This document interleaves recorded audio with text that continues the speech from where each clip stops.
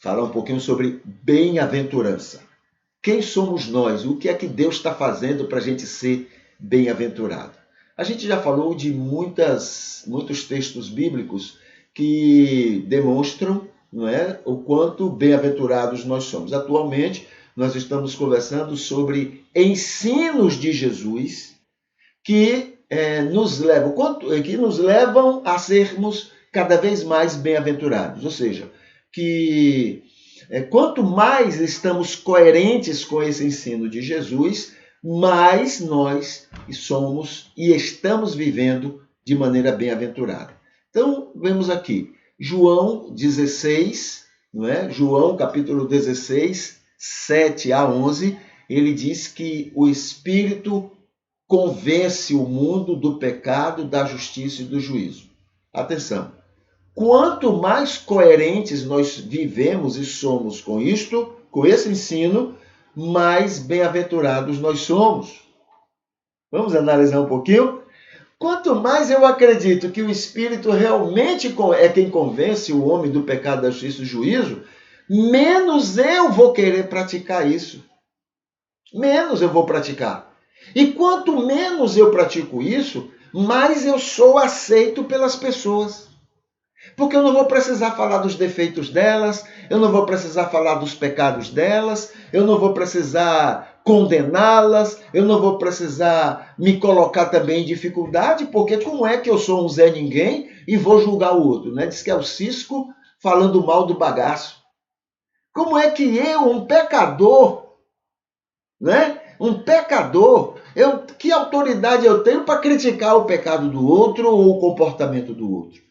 Então, quanto mais eu creio que o Espírito é quem convence, mais eu estou fora disso.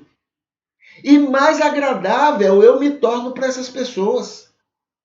O Espírito já faz a obra dele, eu não preciso ficar na cuca dele, criticando, reclamando, falando, julgando ninguém.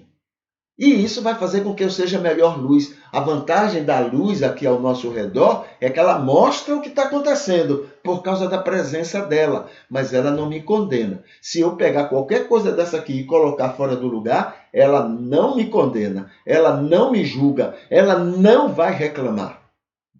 Mas a presença dela mostra. Suficiente. Não precisa ela ficar me criticando. É por isso que eu gosto dela. Porque ela está comigo, não é? Ela me mostra o erro, mas ela não me julga, ela não me condena, ela não fica apontando o dedo para mim. Esse é o nosso papel.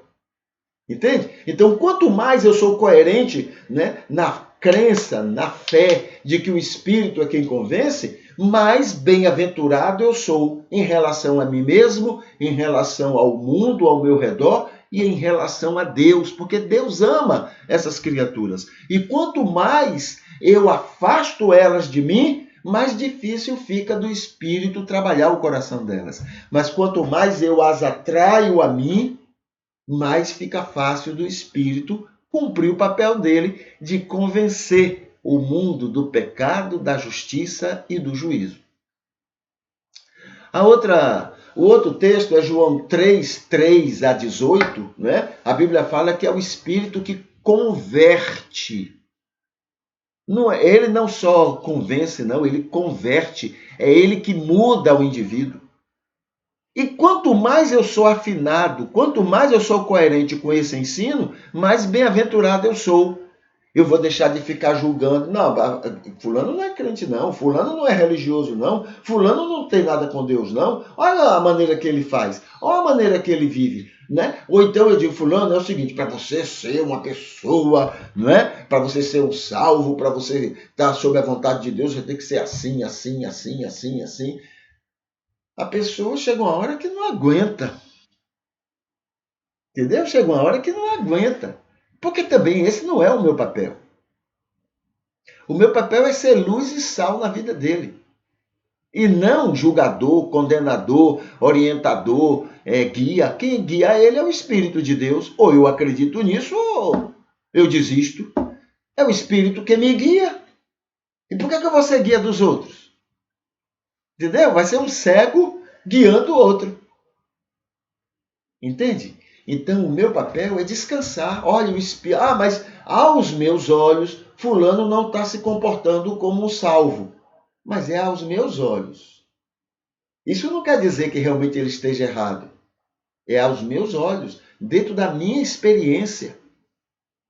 Entende? Então eu tenho que ser luz e sal para ele. Só isso. É muita coisa só em ser luz e sal. E confiar, descansar de que o Espírito sabe fazer a obra na vida daquela pessoa. E por último, não é? Dentro desses três, né, ensinos de Jesus para sermos coerentes, e ao todo já falamos de 21 ensinos, né? A gente tem aqui que só o Espírito, né? Só o Espírito santifica. E é lindo esse texto. Tá? Efésios capítulo 5, versículo 25, 26 e 27. Lá Paulo falando aos maridos, olhem maridos, amem suas esposas como Cristo amou a igreja. Aí começa uma coisa linda. Ele deu a sua própria vida, sabe para quê, maridos? Para fazer delas mulheres agradáveis, para fazer da igreja a noiva agradável a ele. Ele é que faz isso, ele é quem opera isso.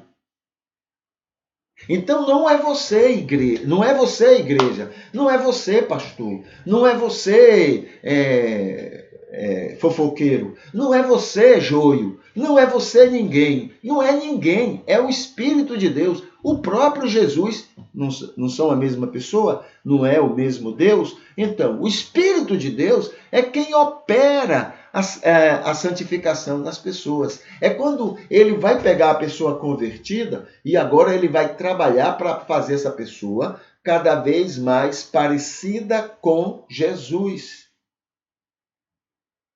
Não é você que vai fazer isso. Não são suas orientações que vão fazer isso. Não é de nenhum pastor que vai fazer isso. Não são as doutrinas que vão fazer isso.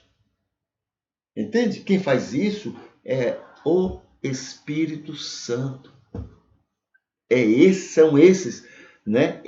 O Espírito Santo é que sabe fazer perfeitamente esse processo de santificação a todas as pessoas que passaram pelo novo nascimento.